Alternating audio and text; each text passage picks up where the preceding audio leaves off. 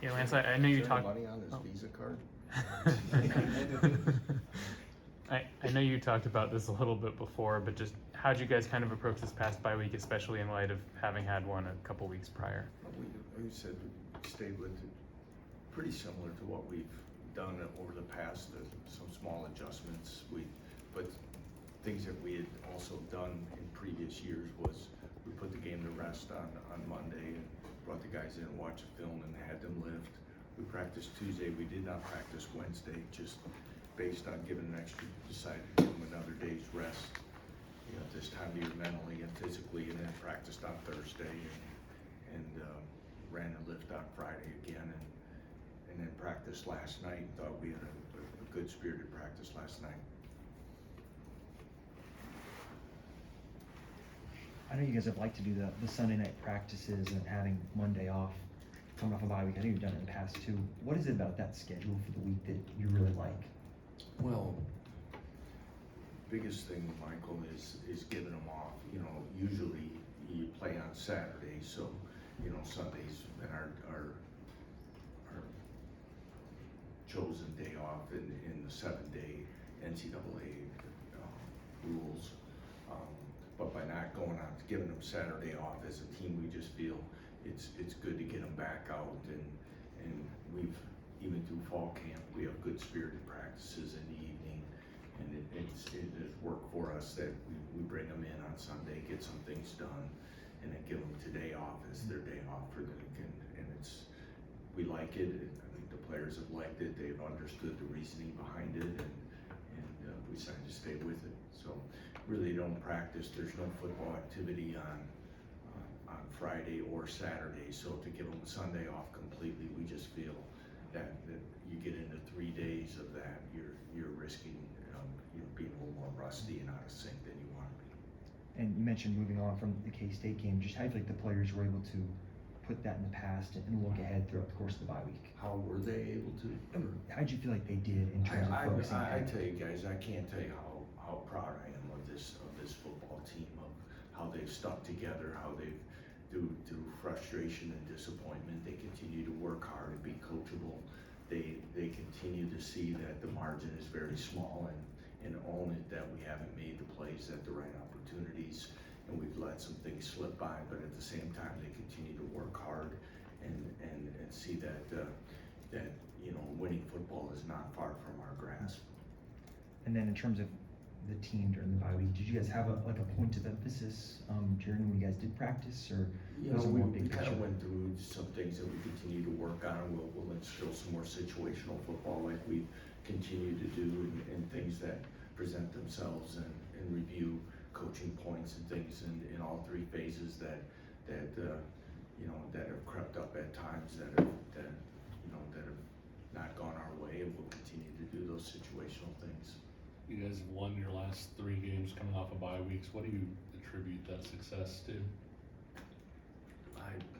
Again, I just, hopefully it's just been, through, I don't want to say this schedule, those would be the things, but hopefully the routine and the focus and resetting ourselves in a point to go out and play well, and hopefully be a little fresher than we've been at other times. And again, we got a huge challenge with a ranked football team coming in here, and this will be another test of that coming off a bye week. And I don't know if we've had two open weeks like this in a season before. I don't remember it that way, and we'll see where we're at. But obviously we've had decent success off of it. Hopefully it can repeat itself. You mentioned that Trevor Wilson had one of the best games of his career against Kansas State. How has he continued to build off of that? And again, Trevor's a guy that we've always felt has had a lot of talent. We said it before. He's shown himself in the return game at times, and also as a deep threat. I think the thing that's probably catching people's eyes, and including mine, is I think this is the most contested catches that I've seen him make in traffic and things. And anytime a player has those type of things happen in back-to-back weeks and things, you see their confidence rise, and you hope you have a chance to continue to get them the ball. And then what have you seen from Iowa State? Again, Matt Campbell and his staff, Matt's one of the better football coaches in this country, and recognizes that, and then rightfully so, well-coached, physical football team that continues to get better each and every week. They play well within themselves. They know what they want to do. They lead the nation in the conference, or if not leading the nation, they're tops in the country in a lot of statistics, top in our conference in a lot. I know Saturday's game didn't go the way they had hoped at the end, but again, it's going to be a team that's going to come in here and want to put themselves back on track. They have a chance to compete yet to be in the conference championship. They're still in the playoff conversation, and it'll be a huge test for us. You know, they continue to operate offensively with a lot of different weapons. They have 2 outstanding receivers that they focus to get the ball to, 3 running backs that have been highly productive, all about, you know, close to the same in yardage per season, 2 very physical backs, and a guy that's a change of pace back. Rocco Beck you continue to see. I knew probably the question would be some of it. You don't want to say he's a good game manager because that always takes away from one's talents, but he has great command of what they're doing offensively. You can tell he's very confident in what he's supposed to do. He gets the ball where he needs to. He's a running threat. He keeps plays alive. And you see a young man that's extremely confident in executing what they do. And probably also holistically the best tight end core that we've seen. They play with a lot of tight ends. They'll have 4 tight ends on the field at one time. So again, multiple formations, motion shifts as well. That creates issues. Defensively, they've always been one of the better defenses in our conference. They execute their scheme extremely well. They're physical.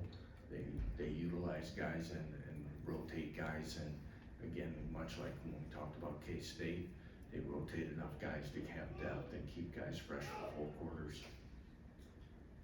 Lance, you guys have beat Iowa State twice in a row. When you look back at those games, anything stand out to what you did? You know, again, you know, we've been able to make plays at key times. Last year's game, I think, you know, we answered, you know, a score with a score at a big time of the game to kind of flip momentum.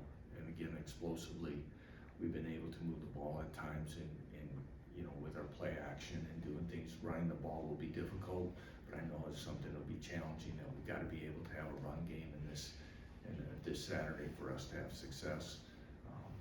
Again, those have been great fought games. I'm sure they remember them as well as we do, and expect it to be another one on Saturday. You look at what Matt Campbell's done there, a lot of consistency, little dip, then back. How hard is that to get it to a point and then get it back to a Well, point? again, there was a thing, you know, Matt's done such an outstanding job, you know, building that program, and he's done it in the way of his culture and beliefs of building a football program for not just periodic success, but sustained success. And again, as you know, they had a down year and everybody kind of forgot about them and kind of wrote them off as it was going. And then all of a sudden last year he put them right back into it. Now has them ranked and again competing for a championship. And it's a testament to him and his staff and how they go about it. Have much respect for him, like I said earlier. And we know that they'll be ready to bounce back this week. I know you guys don't look to games that aren't on the schedule and that kind of thing, but postseason play is every team's goal, I think, when the season starts. Do you make anything of the urgency of just the math equation now, knowing you need 4 wins to get there and you have 4 games left? Our guys know. They know math. They know how many you need to win and what you do. We talked about where it's at, and I know we have guys that are focused on doing everything we can to win out here and give us the opportunities to play more football. Is it possible a boost comes from that, just the urgency? You know, I think they know where it's been, you know, each and every week where it's kind of put us, and again, you start putting it that way. I don't want to put us in a pressing situation either. It's a balance for me and how we approach that. Like I said, we don't like talking about a lot of things that aren't there, but they know. I think there's a lot of things, you know, that guys can talk about what they want to do and what their goals can be, and we know how important that for us to have those opportunities, what this game means, and everyone here down the stretch. Lance, just kind of a more general question. The Big Ten and the SEC have adopted these injury availability reports. Would you ever be in favor of something like that for the Big 12? If it's mandated, yeah, I guess, I don't know if it's, you know, if that's what, I always look at it as many things we do is I talk to our administration a lot. When, whatever we're doing, if it's apples to apples, then I'm all for it. I don't know if you know, if it's for wagering purposes or what is it for, I'm not really sure what's the need. I'm not really sure. You know, I guess it may prevent everybody from standing at the midfield checking off who's at the game and who's not for everybody. But you know, again, I wouldn't be surprised if we get there sooner than later within the league. We've talked a few times about Devin and his impact broadly on the program. He's close to breaking the all-time rushing yards record. Just reflecting on his career, do you have a favorite performance that he's put on for you guys so far? Oh, I don't know. Sometimes those go into my short-term memory so much that he's just to me, it's the person each and every day and what he's given this program. As I've said before, we all know in this room what kind of person he is. His contributions off the field. What I'll always remember is the guy who walks in the building every day and you know, from where he was as a freshman to where he is now as a confident young adult is probably impresses me most. There's probably some runs here and there that will always stick out of, you know, some of his ability and vision, stopping and starting, some of those that kind of put us in a great spot. But I think it's just the whole collection of what his career's been for this university. And for a running back room that does have younger guys in it, like Harry or Johnny, how important is it for them to be able to learn from someone that has done it at such a high level? I think it's extremely important for any of our younger players to watch our older players go through it, especially in that room. Johnny and Harry get to see a guy every day that comes in with a humble attitude, wanting to get better, watching how he takes care of himself, how he prepares and watches films, the questions, how he remains coachable. Again, how he helps them out by what he sees, what he talks about, things that he learned. I probably said it here before, when you ask me things about Devin that I'll remember, I remember just how quickly it caught my eye his freshman year when he was in Jonathan Wallace's office in between meetings and practice during fall camp, trying to get a better understanding the offense, protection schemes and that, and it wasn't surprising that he became a starter so quickly because he took the time to really want to learn and get better. And when you try to pass along some of those things, it's the extra things that you have to do if you want to be successful. That the hours in the day or the hours that the NCAA gives you isn't enough. It's just like if you, I always tell our guys that just like when we all went to school and in college, you know, you just can't go to the lecture and listen and then go take the test.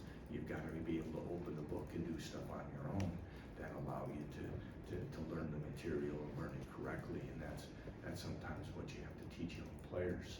And but we didn't have to teach him. He took it upon himself from day one.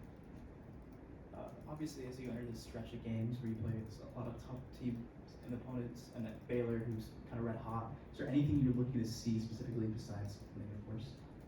Well, of course, I want to see us to continue to play at a level where no one questions our effort. We want to execute better at the key moments, as I've been saying for many weeks. You know, we continue to see that winning is not easy, and the difference of winning and losing is a few plays. When I can continue to put ourselves in a position to play winning football, I think our guys understand that. They want to get it done. I want to continue to see us to see the improvement that we've seen in certain areas and increase the improvement in the areas that we quite have not yet. Anything else for Coach?